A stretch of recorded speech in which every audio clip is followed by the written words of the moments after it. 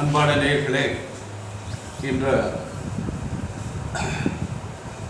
செவ்வாய்க்கிழமை, மங்களவாரம் என்று பொருள்.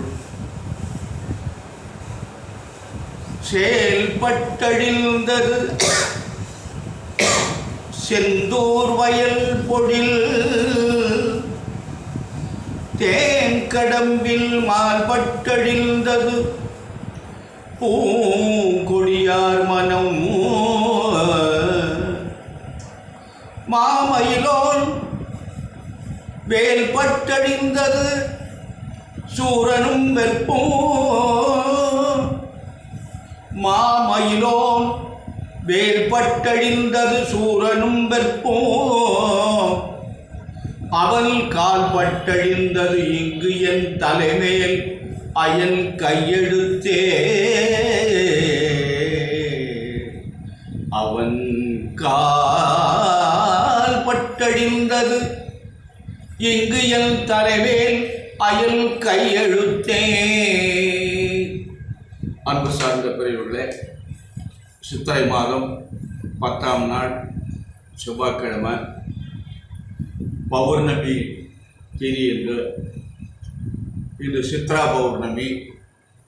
காலையில் அழகர் பெருமான் வைகை ஆற்றில் இறங்கி அருமையாக காட்சி கொடுத்தார். அருமையான நாள். சித்திரை நட்சத்திரம் இரவு 11 மணி வரை இருக்கு. அதன் பிறகு சுவாதி நட்சத்திரம். ராகு காலம் எப்போதுமே செவ்வாய்க்கிழமைக்கு 3 to 4:30, யமகண்டம் 9 to 10:30, குளிகன் 12 to 1:30, சூலம் வடக்கு, பரிகாரம் பால். இன்று பௌர்ணமி தினம், அதுலேயும் சித்ரா பௌர்ணமி. ரொம்ப விசேஷமான நாள். அங்கே மதுரை மீனாட்சிக்கு திருமணமெல்லாம் முடிஞ்சு அழகர் பெருமான் தங்கையனுடைய திருமணத்தை பார்ப்பதற்காக வருகின்றார். அப்பேற்பட்ட ஒரு பெரிய வைபவம். அதனால் இன்றைக்கு அருமையான நாள். இன்று நாட்கள் எப்படி இருக்கிறது, ராசி பலன்கள் எப்படி இருக்கிறது என்று பார்ப்போம். மேஷராசி என்பவர்களுக்கு இந்த ராசியிலே குரு இருக்கிறது. ராசிநாதன் செவ்வாய் என்று பேச்சியாகி 12ஆம் இடத்துக்கு கொண்டுட்டார். அவர் 11ஆம் இடத்துல இருந்தார். இன்னைக்கு பயிற்சியாகி 12ஆம் இடத்துக்கு வந்துட்டார். அதனால ராசிநாதன் பலமாக இல்லை. நேற்று வரை பலமாக இருந்தால் இன்று விரயமான இடத்துக்கு வந்துட்டார். சனி பகவான் மட்டும் 11 இருக்கார். இந்த ராசியில் இருக்கின்ற குரு பகவானும் சூரியனும் பலமாக இருக்கிறார். இந்த குரு பகவான் 5ஆம் இடம், 7ஆம் இடம், 9ஆம் இடத்தை பார்க்கின்றார். அருமையான அமைப்பு. அதனால இது நல்ல நாள் என்று சொல்லலாம். மேஷராசி என்பவர்கள்லாம் இன்று சனி பகவான் நல்ல இடத்துல இருக்கார், 11ஆம் இடத்துல இருக்காரு. ஆக அவர் நல்லது பண்ணுவார். அடுத்து ரிஷபராசி என்பவர்களே, இன்று உங்களுக்கு ராசிநாதன் சுக்கிரன் 11 உச்சம் பெற்றிருக்காரு. 11 ராகு இருக்கு, 11 செவ்வாய் இருக்கு, 11 புதன் இருக்கு. இதெல்லாம் நல்ல அமைப்பு தான். ஆகவே இன்று உங்களுக்கு குரு 12 இருந்தாலும் சனி பகவான் 10ஆம் இடத்துல, ராகு 11, இதெல்லாம் உங்களுக்கு ஒரு நல்ல நிறைவான அமைப்பு. இந்த குரு பகவான் இந்த 18ஆம் தேதிக்கு பேச்சியாக ரொம்ப ராசிக்கு வரப்போகிறார். கவனமாக நடந்து கொள்ளுங்கள். அடுத்தபடியாக மிதுன ராசி என்பவர்களே, உங்களுக்கு இந்த குரு 11 இருக்கு, ராகு 10 இருக்கு, செவ்வாய் 10 இருக்கு. இந்த 9ஆம் இடத்துல இருந்த செவ்வாய் இப்போ 10ஆம் இடத்துக்கு வந்துட்டாரு. சுக்கிரன் 10 இருக்கு. தொழிற்சாலம் அமோகமா இருக்கும் என்று சொல்லலாம். மிதுன ராசி என்பவர்களுக்கு இன்று நல்ல நாள், அருமையான நாள். சனி பகவான் 9ஆம் இடத்துல இருந்தாலும் இந்த ஜாதகருக்கு 9ஆம் அதிபதி சனி பகவான். அதனால அவர் கெடுதலை பண்றதுக்கு சாத்தியம் இல்லை. அதனால நன்மைதான் செய்யணும். கடகராசி என்பவர்களே, உங்களுக்கு இந்த ராசிநாதன் துலாத்துக்கு வரப்போற சித்திரை 2ஆம் கன்னியில் இருக்காரு, அடுத்து துலாத்துக்கு வர போறாரு. அதனால இப்ப இருப்பது கன்னியில் இருக்கிறாரு. அவருக்கு கடகராசிக்காரங்களுக்கு இப்பொழுது குரு 10ல் இருக்காரு, சூரியன் 10ல் இருக்காரு. தொழிற்சாலம் நல்ல நிறைவா இருக்கும். ஆனா அந்த குரு பகவான் இப்ப பேச்சியாகி 11ஆம் இடத்துக்கு வர போறார். சித்திரை மாதம் 18ஆம் தேதி என்று அவர் ஒரு நல்ல அருமையான இடத்துக்கு வரார். ஒரு நல்ல அமைப்பு என்று சொல்லலாம். ஆகவே என்று உங்களுக்கு நல்ல நாள் என்றுதான் சொல்லலாம்.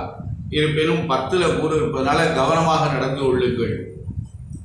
சிம்மராசி என்பவர்களே, உங்களுக்கு குரு 10ல் இருக்கார், அருமையான இடத்துல இருக்காங்க. ஆனால் 7ல் சனி இருக்காங்க. 8ஆம் இடத்துல 4 கிரகம் இருக்கிறது. இதெல்லாம் காரை தடை இருக்கும். இருந்தாலும் 9ஆம் இடத்துல குரு இருக்கார். எந்த இடத்துல உங்களுக்கு பாவ கிரகம் இருந்தாலும் 9ஆம் இடத்துல குரு இருந்தால் அந்த எல்லா தோஷமும் நிவர்த்தியாகி நல்லதே நடக்கும் என்று சொல்லுகின்றார்கள். ஆக அன்பான நேயர்களே, உங்களுக்கு சிம்மராசி என்பவர்களுக்கு நல்ல நாள். அடுத்தபடியாக கன்னிராசி என்பவர்களே, உங்களுக்கு ராசியிலே சந்திரனும் கேதுவும் இருக்காங்க. ராசியிலே கேது இருப்பது அவ்வளவு சிறப்பு இல்லை. ராசியிலே கேது இருந்தால் 7ல் ராகு இருக்கும், 7ல் 4 கிரகம் இருக்கும். 7ல் யாருமே இருக்கப்படாது என்ற ஒரு பொருள். அதனால கன்னிராசி என்பவர்களுக்கு குரு 8ல் இருக்கார். ஒரு ஆள் மட்டும் நல்ல இடத்துல இருக்கார். சனி பகவான் மட்டும் 6ஆம் இடத்துல இருக்கார். ஒரு நிறைவான பலன் என்று சொல்லலாம். அன்பான நேயர்களே, கொஞ்சம் கவனமாக நடந்து கொள்ளுங்கள். அடுத்து சித்திரை மாதம் 18ஆம் தேதி உங்களுக்கு குரு 9ஆம் இடத்துக்கு வரப்போறார். நல்ல அருமையான பலன்கள்லாம் தருவார். அதாவது குரு பயிற்சி ஆகுது, நல்ல பலன்களை தருவார், அருமையான பலன்களை தருவார் என்று சொன்னால் அவர் என்ன கொண்டு வந்து கையில் கொடுப்பாரா? நமக்கு நல்ல வழியை காட்டுவார். அந்த பாதையில நாம் பயணம் செய்தமையானால் நல்ல பலன்களை அடையலாம். கவனமாக செயல்பட்டோமையானால் வாழ்க்கையிலே முன்னேறிக்கலாம். பொண்ணுந்தெல்லாம் கொடுக்க மாட்டார். பாதை நல்ல பாதை புலப்படும். அந்த பாதையில நம்ம கவனமாக போனவையானால் நமக்கு நன்மை உண்டு. இப்போ தொழில் சிறப்பாக இல்லைன்னா அந்த தொழில் நல்ல முன்னேற்றத்தை தரும். வியாபாரம் கொஞ்சம் கூட ஆகும். அதனால உத்தியோகம் பார்க்கிறோம் என்றால் பிரச்சனை இல்லாமல் இருக்கும், பதவி உயர்வு கிடைக்கும், மாற்றங்கள் ஏற்படும், ஒரு நல்ல வருமானத்தை கூட கொடுக்கும். இதுதான் நல்லது செய்வார் என்று சொல்லுவது. அதனால நம்முடைய முயற்சி தான் அதுக்கு காரணமாக இருக்கணும். முழு முயற்சி. கொட்டெல்லாம் செய்யாது, டாப்புலாம் தூக்கி விடாது. முன்னேறுவதற்கான வழிமுறைகளை காட்டும்.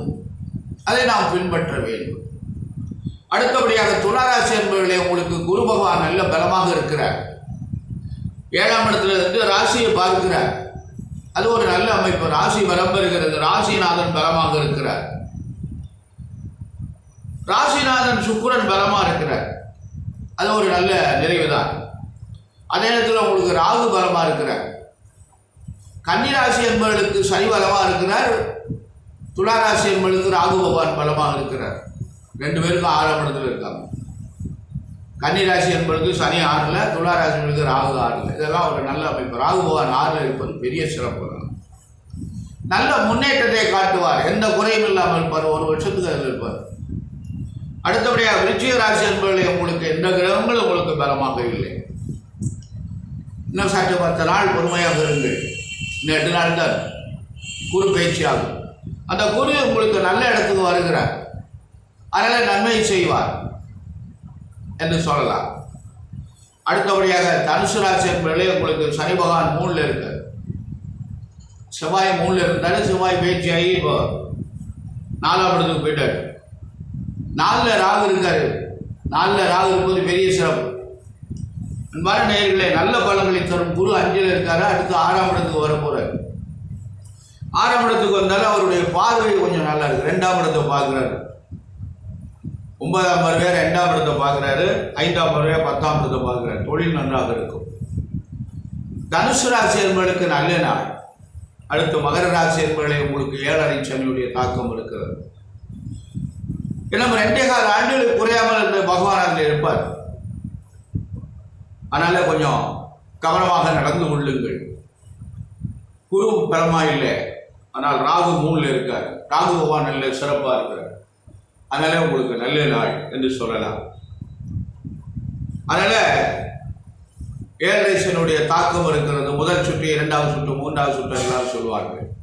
கவனமாக நடந்து கொள்ளுங்கள்.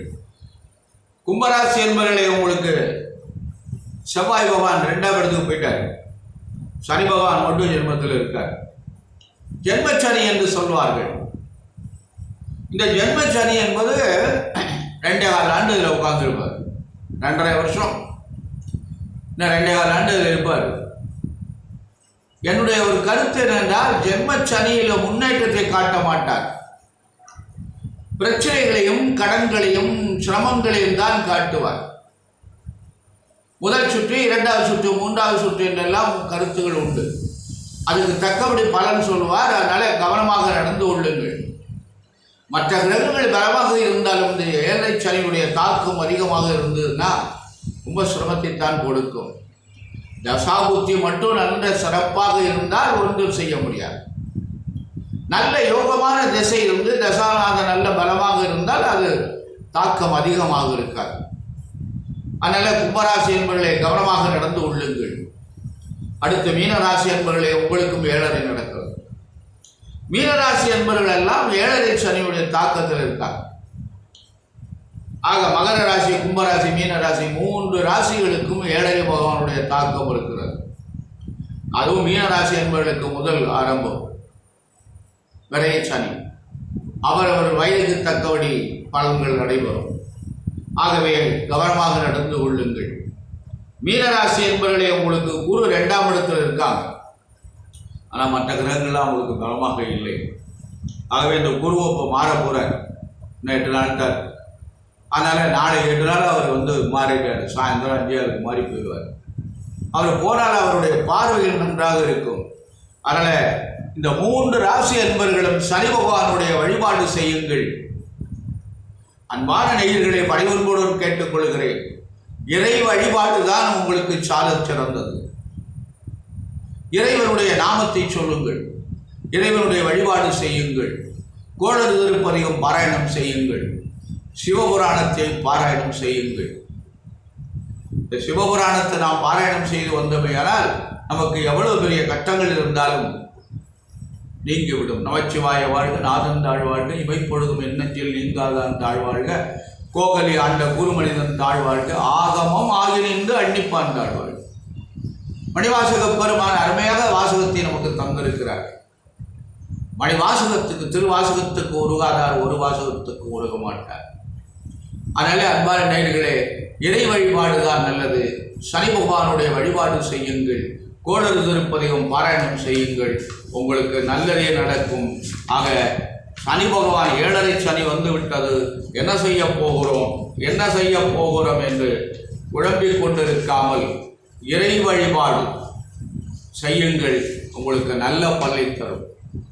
அன்பான நேயர்களே, நேற்று ஆயில் எரிச்சதை பற்றி பார்த்தோம். இன்று இந்த தமிழ் ஆண்டு 60 என்று சொல்லியிருக்கிறார். இந்த 60 ஆண்டுகளுக்கும் ஒவ்வொரு ஆண்டுகளுக்கும் ஒரு பெயர் இருக்கிறது. இந்த ஆண்டு குரோதி ஆண்டு. அதனால ஒவ்வொரு ஆண்டுக்கும் வெண்பாக இருக்கிறது. 60 ஆண்டுகளுக்கு முன்னோர்கள் வெண்பா பாடி இருக்கிறார்கள். அந்த வெண்பாவில் இருக்கிற பொருள் தான் அது நடந்தது. அதனால் இந்த 60 ஆண்டு ஜோதிடத்தில் 60 என்பது முக்கியமானது. 60 நாழி கொண்டது ஒரு நாள். 60 நாழிகை கொண்டது ஒரு நாள். 60 வினாடி கொண்டது ஒரு நிமிடம். 60 நிமிடம் கொண்டது ஒரு மணி. எப்படி இந்த 60க்கு எவ்வளவு பெரிய முக்கியம் வந்திருக்கிறது பாருங்கள். 60 என்பது முக்கியம். 60 நாழிகை கொண்டது ஒரு நாள்.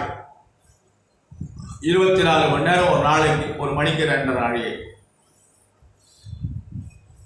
ஒரு நிமிடம் 60 நிமிடம் கொண்டது ஒரு மணி.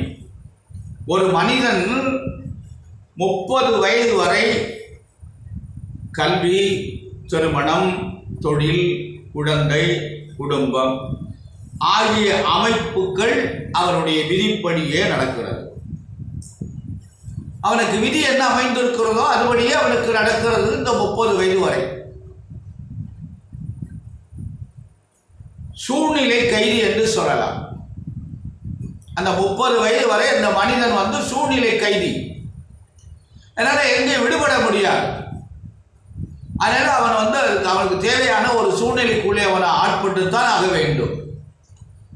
படிக்கணும், உத்தியோகம் சம்பாதிக்கணும், திருமணம் செய்யணும், குழந்தைகளை பெற்றெடுக்கணும். இதெல்லாம் அந்த 30 வயதுக்குள்ள ஒரு மனிதனுக்கு நிகழ வேண்டும். இப்பெல்லாம் பார்த்தீங்கன்னா 40 வயசு வரையும் கல்யாணம் பண்ணாமலே இருக்கான். பொண்ணே கிடைக்கல. இந்த பொண்ணு கிடைக்கல, இதனுடைய காரணம் என்ன? சிந்தித்து பாருங்கள், ஏனென்று புலப்படும். அடுத்தது 30 வயதிற்கு மேல் 60 வயது வரை தொழில் முன்னேற்றம், குழந்தைகள் முன்னேற்றம், செல்வச் சேர்க்கை இவை அனைத்தும் அவனுடைய இஷ்டப்படியே நடக்கிறது. அவனுடைய மதியை கொண்டு நடக்கிறது. 30லிருந்து 60 வயதுக்குள்ள அவனுடைய முன்னேற்றம், தொழில் முன்னேற்றம், குழந்தைகளுடைய முன்னேற்றம், குழந்தைகளை படிக்க வைத்து அவர்களுக்கு வேலை வாங்கி கொடுத்து அவர்களுக்கு வாழ்க்கையில் திருமணம் செய்து வைத்து, இதெல்லாம் குழந்தைகளுடைய முன்னேற்றம்.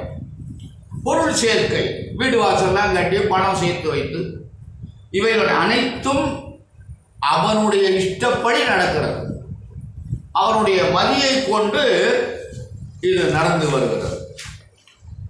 அடுத்தபடியாக 60க்கு மேல் அவனுக்கு ஓய்வு. அரசாங்கத்திலே 60க்கு பின்னாடி அவனுக்கு ஓய்வு என்று சொல்லிவிடுகிறார்கள். ஆங்கிலத்தில் ரிட்டையர்ட் என்று சொல்கிறார்கள். ஓய்வு கொடுக்கிறார், ஓய்வு வருகிறார். அவன் இந்த ஓய்வு வயதை முடிக்கும் போது அவனுக்கு சட்சேத்த பூர்த்தி என்ற ஒரு நிகழ்ச்சி நடைபெறும். ஒரு விழா கொண்டாட வேண்டும் என்று இந்து சாஸ்திரம் சொல்லுகிறது. ஆண்டு நிறைவு, 60வது ஆண்டு நிறைந்தவுடன் அப்தபூர்த்தி என்று ஒரு நிகழ்ச்சி. ஆண்டு நிறைவு என்றதற்கு பொருள். அப்தபூர்த்தி என்றால் ஆண்டு நிறைவு என்றதற்கு பொருள். இந்த 60வது கல்யாணம் என்று சொல்வார்கள். வாழ்க்கையிலே 30 வயதுக்குள்ளே முதல் கல்யாணம், 2வது கல்யாணம் 60 வயதில். மனைவி, மக்கள், பேரன் பேத்திகளோடு இந்த 60வது ஆண்டு நிறைவு விழாவை கொண்டாடுகின்ற பொழுது அருமையான மகிழ்ச்சி. அப்பொழுது கிடைக்கின்ற ஒரு மகிழ்ச்சி வேற எப்போதும் கிடைக்காது. பேரன் பேத்திகளோடு அந்த நிகழ்ச்சி என்பது, எங்கள் தாத்தாவுக்கு கல்யாணம், எங்கள் பாட்டிக்கு கல்யாணம், பேத்திகளுக்கெல்லாம் கொண்டாட்டம். அந்த நிகழ்வு இந்த 60ல் நடக்கிறது. தமிழ் ஆண்டு 60 ஆகும். 60 ஆண்டுகள் வாழ்ந்தால் மத்தியம ஆயுள். ஒரு மனிதன் 60 ஆண்டுகள் வாழ்ந்தால் மத்தியம ஆயுள். ஆனால் 2வது சுற்று 120 ஆண்டுகள் வாழ்ந்தால் அமிர்த ஆயுள் இருக்கிறாங்கன்னு நினைக்கிறேன். ஆனால் இப்பெல்லாம் இருக்க முடியுமான்னு சந்தேகமா இருக்கு. ஏன்னா உடல்நிலை கெட்டு விடுகிறது, இருக்கிறவங்களுக்கு இடைஞ்சலா இருக்கு, முதியவர்களை பார்த்து கொள்ள முடியவில்லை. ஆனால் எத்தனை ஆண்டு விடாலும் இருக்கலாம், நடமாடிக்கொண்டே இருக்க வேண்டும், யாருக்கும் தொந்தரவு கொடுக்கக்கூடாது. தன்னுடைய வேலை தானே செய்து கொண்டு 120 ஆண்டுகளில் வாழ்ந்தானா அவனை பற்றி கவலை. அதான் அமிர்த ஆயுள் என்று. அது இறைவன் செய்யலை. ஏன்னா 60 வயதுக்கு மேலே 40 வயசுல முழங்கால் வலியெல்லாம் வந்தது, நடக்க முடியல. இப்போ போன சுகர் வேற வண்டி. என்ன வியாதியா? அந்த சுகர் குழந்தைக்கு கூட வருகிறது. இதெல்லாம் எப்படி என்ன தாக்கம் என்று தெரியவில்லை. கடவுள் ஏன் இந்த மக்களுக்கு இந்த சோதனை செய்கிறார்கள் என்று தெரியவில்லை. இதற்கெல்லாம் காரணம் என்று சொன்னால், தர்மம் நடக்கிறது, முறையான தர்மம் இல்லை, நிறைய அதர்மங்கள் நடக்கிறது. அதனுடைய விளைவுதான் மக்கள் எல்லாம் கஷ்டப்படுகின்றோம். அன்பான நேயர்களே, இந்த 60 ஆண்டுகளுக்கு எவ்வளவு சிறப்பு இருக்கின்ற பாருங்கள். இதுல 60 முடிஞ்ச உடனே 70 வயதுல பீமரத சாந்தின்னு ஒன்று நடக்கும். அப்புறம் 80 வயதுல அது ஒரு நிகழ்ச்சி நடக்கும், ஸ்தாபகம். 100 வயதுல ஒரு நிகழ்ச்சி. எத்தனை கல்யாணம் பாருங்க.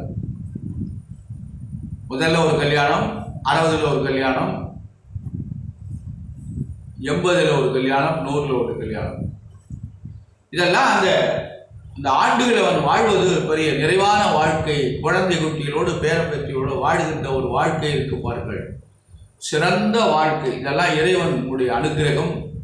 நோயற்ற வாழ்வே குறைவற்ற செல்வம், நோய் நொடி இல்லாமல் வாழ்ந்து கொண்டு இருந்தால் எத்தனை ஆண்டுகள் வேணாலும் வாழலாம். ஆகவே அன்பான நேயர்களே, இந்த 60 ஆண்டு ஒரு முக்கியமான நிகழ்வு. எல்லாருக்கும் 60ஆம் கல்யாணம் நடக்கணும், எல்லாருக்கும் 80 ஆண்டு நிறைவிழா நடக்கணும். 80 வயது வரையாவது ஒரு மனிதன் இந்த பூமியில வாழணும். அப்படி வாழ்ந்தால்தான் அவனுக்கு அவனுடைய வாழ்க்கை ஒரு நிறைவான வாழ்க்கையை அவன் அடைய முடியும். அதுதான் அவனுக்கு பலன் என்று சொல்லலாம். ஒரு நிறைவான வாழ்க்கை. பேரனுக்கு கல்யாணம் பண்ணி பார்ப்போம், பேத்திக்கு கல்யாணம் பண்ணி பார்ப்போம். இரு பக்கமும் மகன் வீட்டு பேரன், மகள் வீட்டு பேரனுக்கெல்லாம் கல்யாணம் பண்ணி பார்த்துட்டு பெரிய ஒரு நிம்மதி சந்தோஷத்தை அடைய வேண்டும். ஆக எல்லா அன்பர்களும் நோயற்ற வாழ்வும் குறைவற்ற வாழ்வும் வாழ வேண்டுமாய் கேட்டுக்கொண்டு, இன்னும் ஒரு 2 நாளில் இந்த குரு பேச்சு சொல்ல இருக்கின்றேன். ஒரு 2 ராசிக்கு பலன் சொல்லலாம் என்று நினைக்கிறேன். அதனால் தவறாமல் எல்லோரும் இந்த குரு பேச்சு பலனை கேட்டு எல்லாம் வல்ல இறையருள் அடைய வேண்டுமாய் அன்போடு வேண்டிக் கொண்டு இந்த நிகழ்ச்சியை நிறைவு செய்கிறேன். நன்றி, வணக்கம்.